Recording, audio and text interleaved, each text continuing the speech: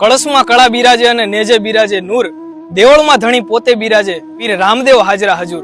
જય રામાપીર મિત્રો, હમણાં થોડાક સમય પહેલા અમે રામ મંડળનું ભવ્યાથી ભવ્ય જયારે આયોજન કરવામાં આવ્યું હતું, ત્યારે સૌથી પહેલા અમે જયારે અમને તારીખ આપવા ગયા કે ભાઈ આ તારીખે અમારે રામ મંડળનું આયોજન કરવું છે, ત્યારે મંડળના સભ્યો દ્વારા એક સરસ મજાનું એમણે એ વાત કરી કે ભાઈ તમે જે રામ મંડળ રમાડો જે આયોજન કરો છો એમાં જે કંઈ પણ રકમ થાય એ તમામ રકમ એ ગોંડલનું જે વ્રજધામ વૃદ્ધાશ્રમ છે ત્યાં અમે અર્પણ કરવાના છીએ.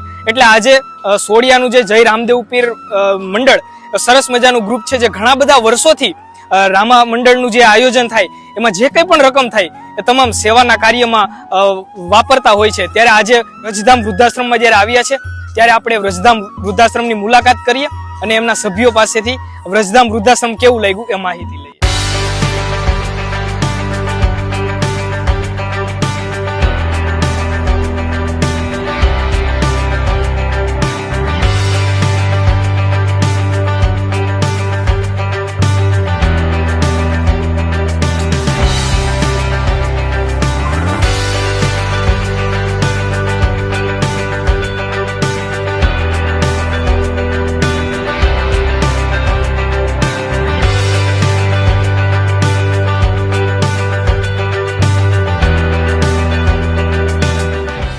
જય રામદેવ પીર મિત્ર મંડળ છે અમારું, ગામ સોડિયા, તાલુકો કોટડા, સાંગાણી.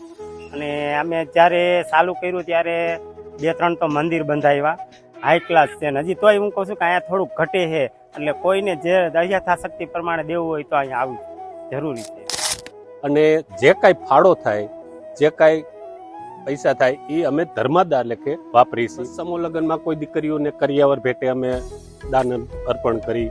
તે પછી ગામમાં કોઈ મંદિર છે, સ્મશાનની જગ્યામાં જે કાંઈ વસ્તુ જોતી હોય, લાકડા વિતરણ છે, કોઈ વૃદ્ધાશ્રમ હોય. આજ અમે ગોંડલના આપણે વ્રજધામ વૃદ્ધાશ્રમમાં અમે મુલાકાત લેવા આવ્યા હતા.